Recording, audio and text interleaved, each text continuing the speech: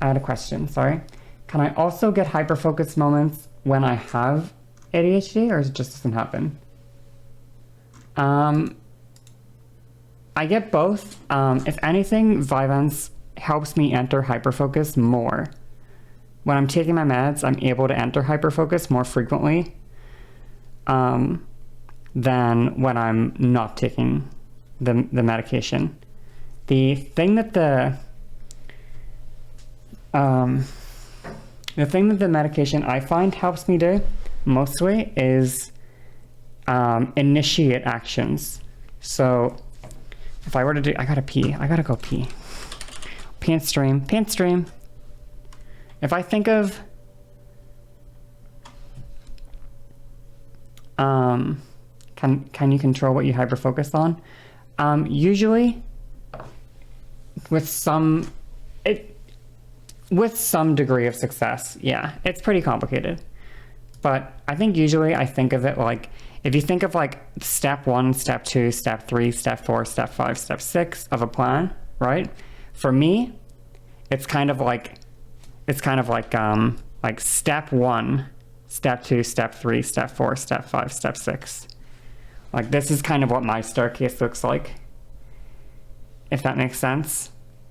And usually what Vyvanse will do for me is it will just make this step, instead of being, it's not going to be this low, but it'll be like this. And it'll be something like that. Like that's kind of how difficult the task is, you know? Or if anything, it makes me be like this. So this would be higher than this one, but then like, I'm like ultra efficient with the other steps. So I'm like this, kind of, in a way. So it's still harder to do step 1 than normal, but I tend to be like pretty, well, that's the thing with like that's the thing with ADHD that I feel. You ever hear the meme? You ever hear the thing of like, oh, ADHD is a superpower. Oh, it's a superpower. Well, being hyper-focused, pretty good power to have, you know, if you could switch it on when you want it, and if you could turn it off when you want it, it'd be pretty useful. And being hyper-focused is very useful to me. When I'm hyper-focused on something, I will excel better than fucking anyone, okay? I will grow in skill at like lightning fast speeds. I'll be top fucking 1% in, you know, in like, but yeah, my issue usually, I think I probably talked about this before as well, if I go back to paint. Yeah, like in maths. If I get like obsessed with something, but the problem is you can't keep that up. So like what I would notice when I played World of Warcraft, for example, right, is if I think of my skill curve, you know, if we think of like a skill curve, right, and you have like, you know, this, basically, like this is the curve, like a regular person's skill curve, you know, might like look like this, basically. 1 second, sorry. Whoop, I kind of fucked up a little bit, but I might look like this. Oh, fuck me. I'm sorry. I keep wiggling my thing wrong. But I might look like this, kind of. Sort of like this, right? It's like a regular person's skill curve, you know? But mine, what my curve is like this, you know? Like this is what mine is like, basically. Or even like this, kind of with like a little dip at the end, you know? And so what happens is I'm usually like really, really good. In this window of time, I am really, really good. I am excellent. But I pretty much always lose out to consistent hard work and effort over a long period of time. This is why one of my big mantras is, I truly believe no matter your natural affinity for something, no matter how easy something comes to you or how quickly you pick it up, if you show up every day, if you do it every day, if you practice it every day, if you are consistent and you put in genuine effort over a long period of time, you will pretty much always exceed just like raw talent, pretty much over a long enough period of time.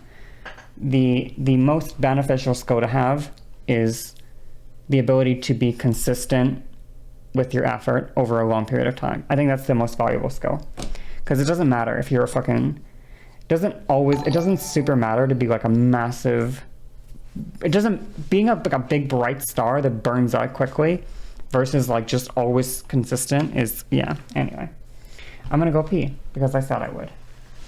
It's more fun to excel, it is. And one of the reasons I think personally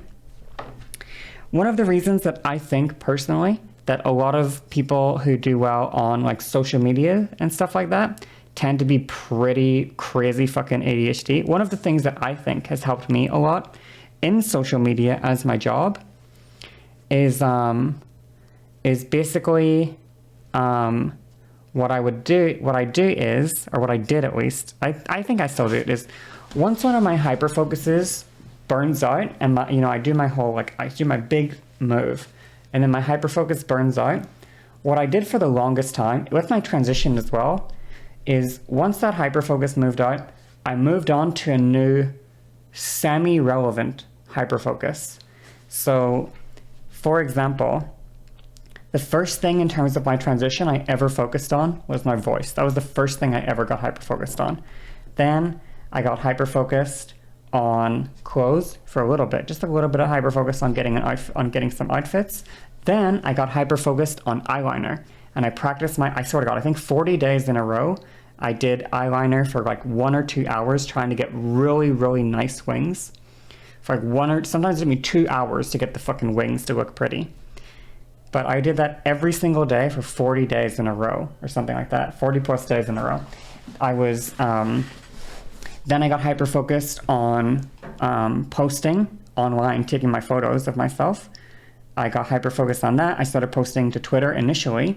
Then I went to Reddit. Then I got hyper-focused on Reddit. Then once I started to lose interest in Reddit, I got hyper-focused on Twitter. At the time, I was doing like not safe for work Twitter. So I wasn't posting like on my current account. I was posting on an older account. Then I started my OF and I got hyper-focused on my OF. So I started spending a lot of time like fixated on that.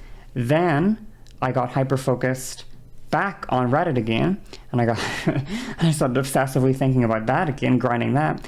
Then I got hyper-focused on headshots, and I got really, really interested in taking good headshots. Then I went from getting really interested in headshots to I started thinking about what if I had a non-pornographic Twitter account? What if I had a place to post non-sexual stuff? So I got really hyper-focused on analyzing that.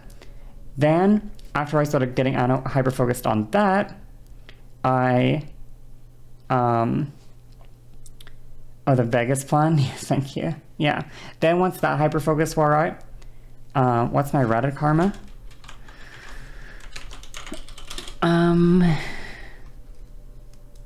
I have 18.2k on my Safe for Work account. And let me go check. I have to go on my phone for the other one. I have to go pee as well, really badly. Remember I said that and I didn't go pee? But I did. I did have to. So 18,200 on my Safe for Work one, and 112,000 on my older account, my not Safe for Work account. 112,000. I gotta go pee. Any advice for someone early transition? I'll come back and I'll answer that. I have to pee. I'm sorry. I have to pee. I'm so sorry. I'm so sorry. Okay, go back.